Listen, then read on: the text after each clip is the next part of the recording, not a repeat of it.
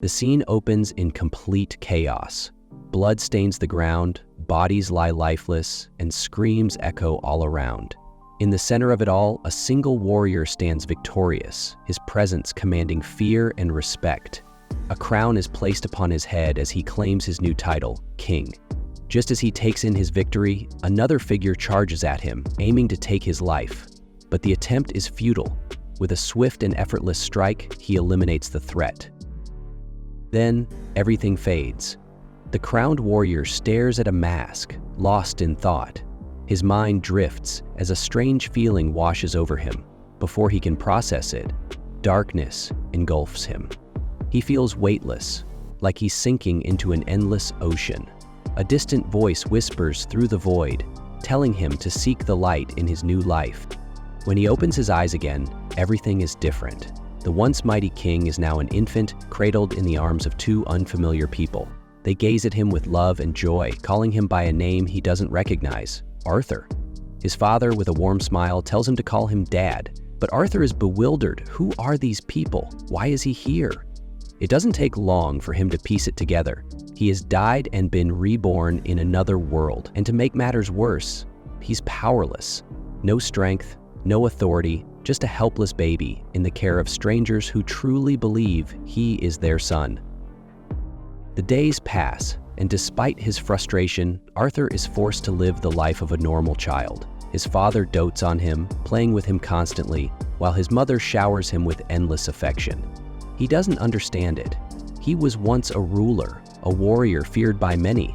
Now he can't even lift his own head properly. His new life feels like a cage, a prison where he has no control over anything. He tries to shake the feeling that this is all just a bad dream, but deep down, he knows it's real, and it's only going to get stranger. One afternoon, Arthur watches as his father trains outside. The man is powerful, effortlessly wielding magic to move massive stones. Arthur is in awe.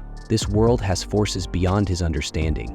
Just as he's processing this new discovery, his father makes a mistake, injuring himself with a stray rock. Before Arthur can react, his mother rushes over and heals him with high-level magic. Arthur is stunned. If this kind of power exists, then he needs to learn how to use it. The next morning, his father heads into the forest to train again, but this time, he isn't alone. A group of people gathers around him, clearly his allies. Arthur watches from a distance, realizing that combat is a normal part of life in this world. When his father returns home later that day, he's greeted warmly by his wife and son. Arthur studies his father closely, observing every detail. He notices the blood on his hands and the weapon strapped to his back. In this world, it seems carrying weapons is completely normal, maybe even necessary. That means one thing: he needs to grow stronger, fast. Despite his frustration, he finds himself growing attached to this family. Their kindness is foreign to him, something he never experienced in his previous life. He recalls the times he had to fight for survival, always alert, never truly resting. Here, he sleeps in a warm bed, completely safe. It's unfamiliar, but not entirely unwelcome. As time passes, Arthur starts crawling, slowly gaining control over his body.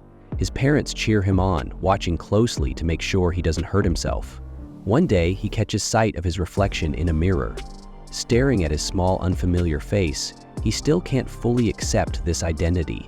The name Arthur, the helpless body, it all feels surreal. One night, after being tucked into bed, he waits until his mother leaves before making his move. Carefully, he crawls out of bed, determined to explore.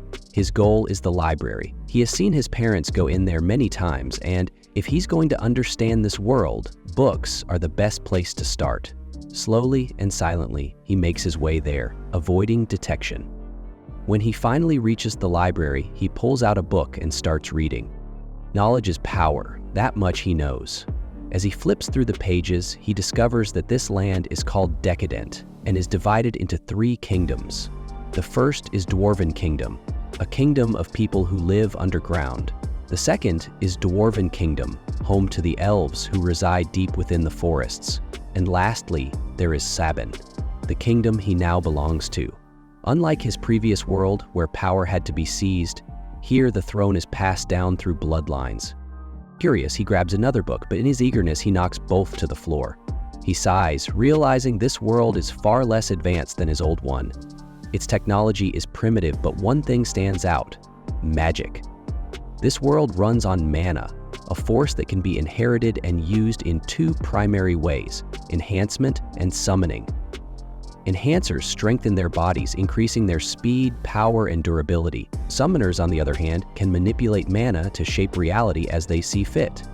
Arthur thinks back to the healing magic his mother used. If mana follows these two main paths, then there must be exceptions. He flips through more pages, searching for answers. The key to mastering mana, he learns, lies in something called the essence of mana. Most mages begin training around puberty, slowly gathering mana into a single core within their bodies. Arthur's mind races. This concept isn't entirely foreign to him. In his past life, he had mastered controlling his inner energy, using it as a weapon.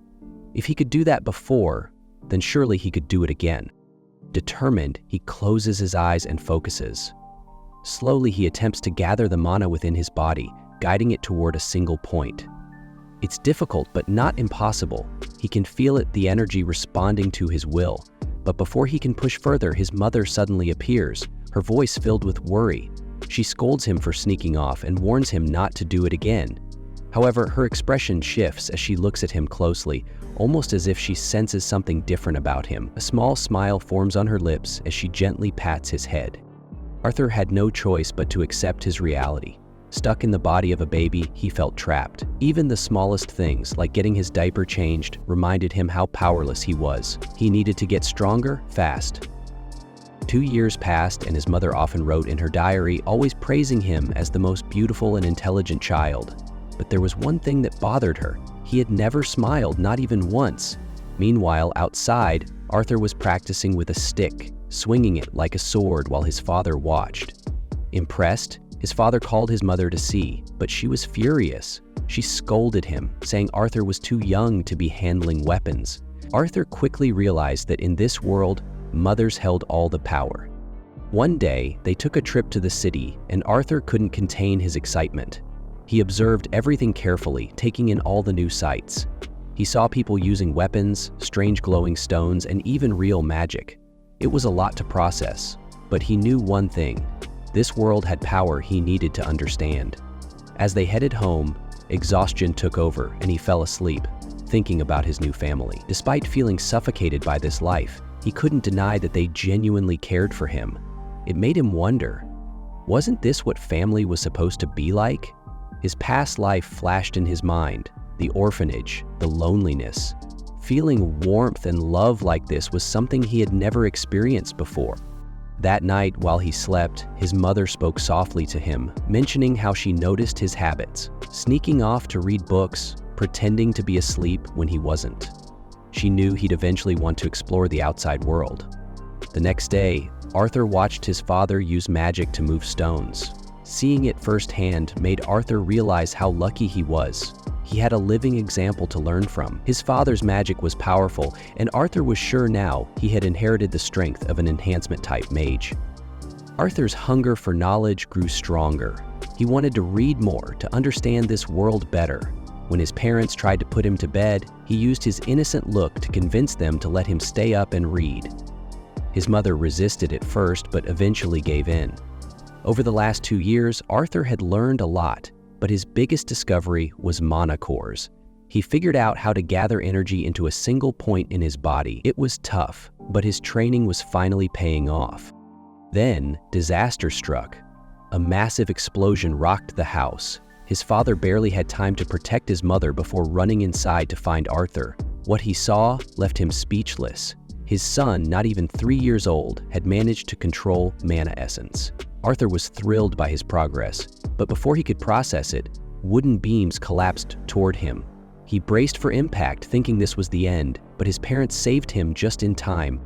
His mother cried, overwhelmed by what had happened, but also relieved that Arthur was safe. As he looked at her, something strange happened. His eyes welled up with tears. He had never cried before, never felt this kind of emotion in his past life. He didn't understand why, but he hugged his mother tightly, tears falling freely. For the first time, he truly felt what it meant to be loved. But there was no time to dwell on emotions. Just as things settle down, a terrifying monster is shown. We then flash back to Arthur's previous life, when he was known as King Grey. In this life, he's presiding over a royal court session, delivering judgment to a man who had attempted to assassinate him. Despite the severity of the crime, the royal council has chosen mercy. The man is to be escorted back to his homeland with his family, where his final sentence will be delivered.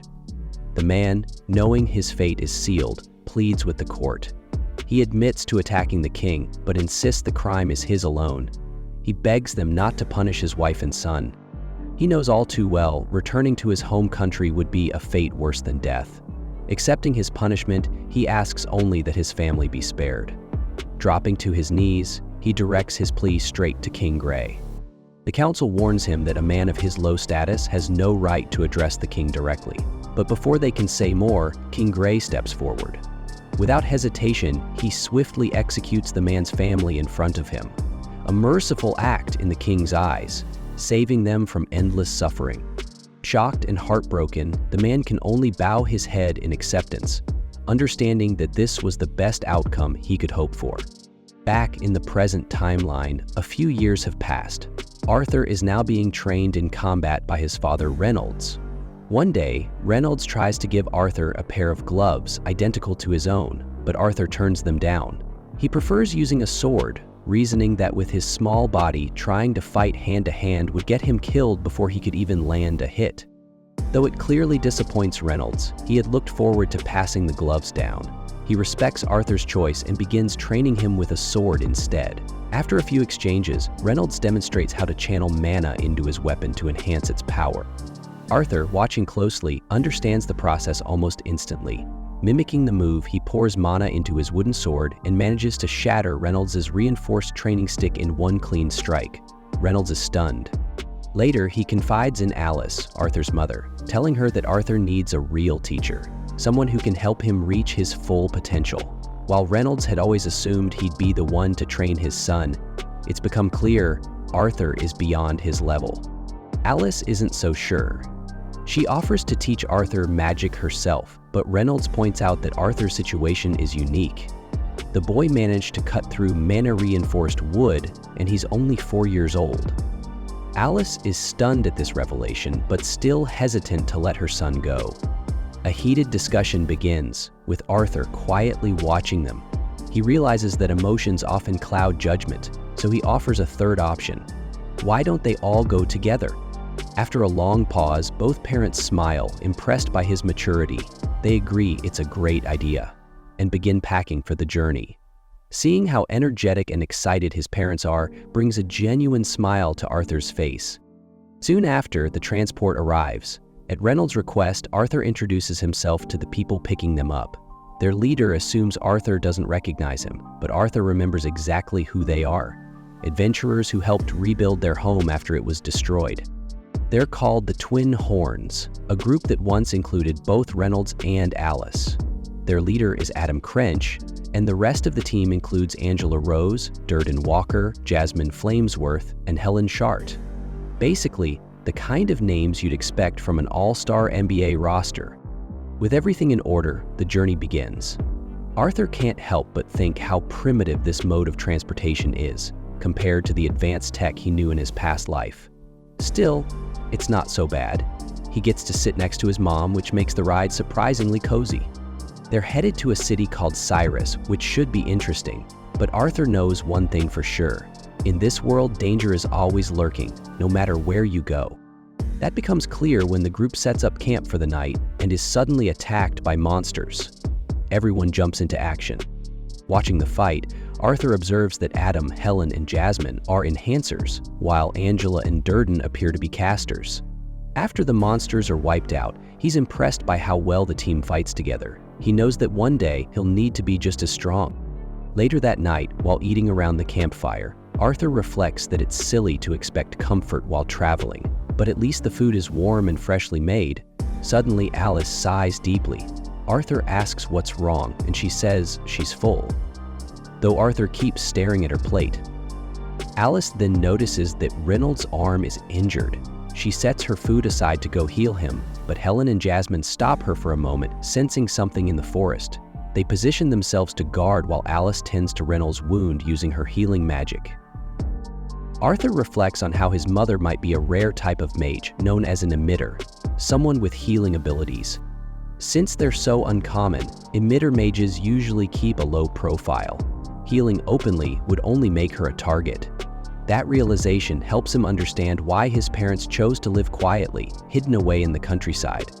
A few moments later, Alice finishes healing Reynolds. Then, out of the blue, Adam says he wants to get a little workout in before bed and asks Reynolds for permission to take Arthur along for a quick training session.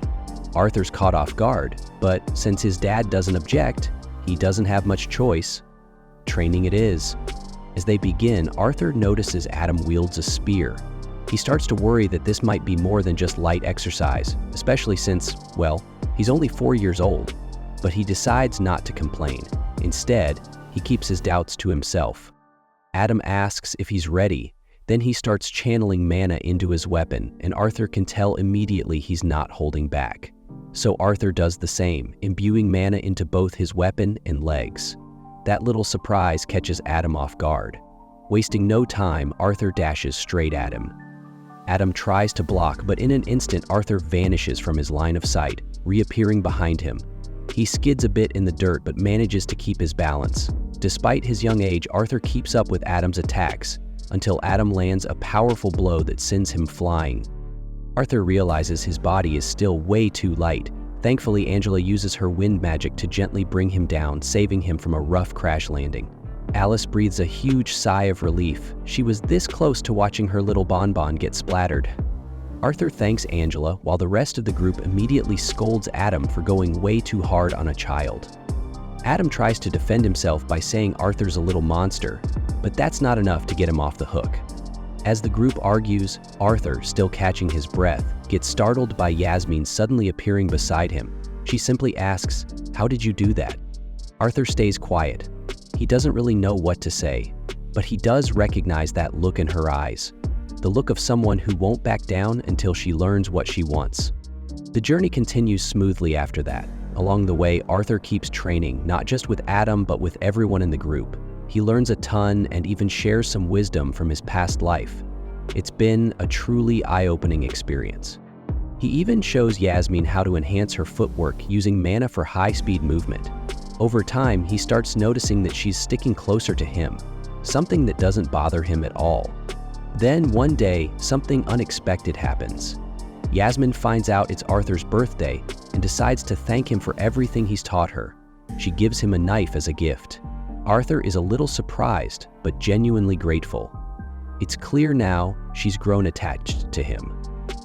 As they're talking, the other girls notice and are stunned. Yasmin isn't exactly known for being affectionate with anyone. Alice, watching from afar, teases that it's probably because her son is so charming. Adam calls out that it's time to move, and Alice relays the message to Arthur. But then Arthur notices something. Alice briefly makes a face like something's wrong.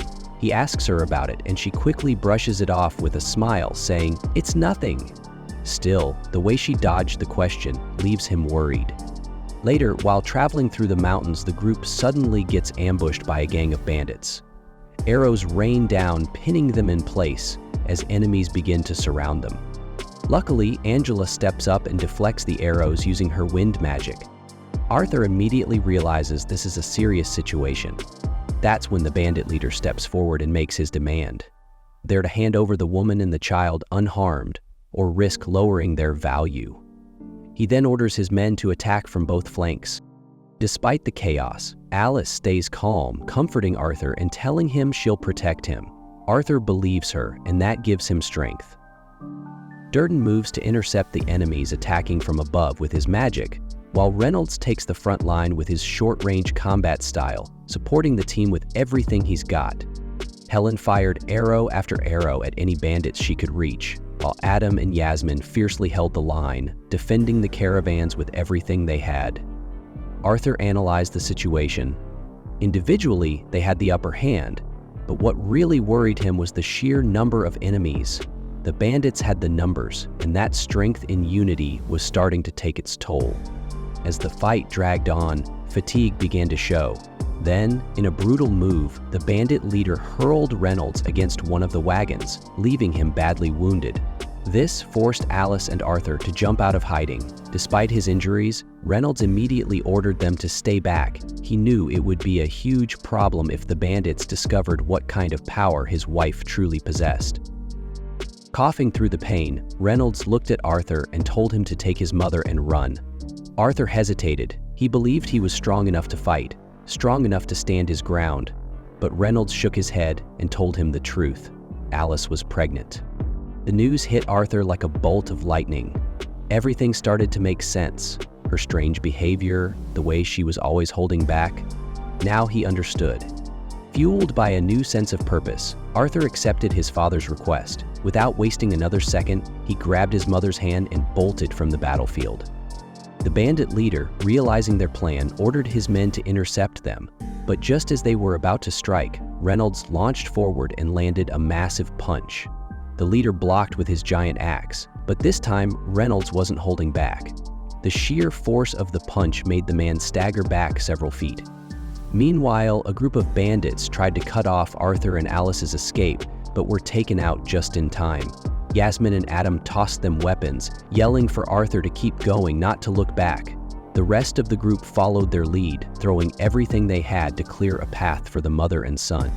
As Arthur sprinted, heart pounding, he couldn't help but reflect. He had taken so much from others in his past life, and now here he was, running to protect what little he had left. He remembered that family he destroyed with his own hands. Maybe this was karma. Just when he thought they'd made it far enough, a hidden enemy struck. A wind mage appeared out of nowhere, casting a powerful spell. Arthur reacted just in time, pushing his mother out of the way, but the spell hit him full force, sending him flying off a cliff. As he fell, time slowed. He didn't plan on dying alone, so he grabbed the dagger tied to his belt, hurled it upward, and managed to catch the wind mage by the leg, dragging the attacker down with him. Back at the battlefield, Angela and Dordan cast their spells, trying to catch Arthur mid-fall. As the wind howled around him, Arthur felt something strange in his chest. Not fear, not pain, something warm. He realized he finally understood what that man meant, why they cried back then. He thought about the family he destroyed, the house he burned to ashes, and how the parents had only been grateful that their child was spared. That man had sacrificed himself to protect the people he loved. Tears welled up in Arthur's eyes.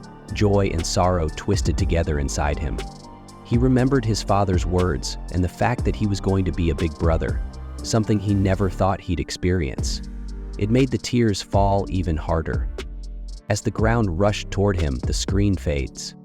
And in the next scene, Arthur's still alive. He awakens in a mysterious forest, somewhere unfamiliar. The first thing he sees is a massive, intimidating beast looming over him. The creature looks him dead in the eyes, says, "Good morning, Arthur," and greets him by name. Arthur is stunned. That's the last thing he expected. That's it for this episode. Thanks for watching.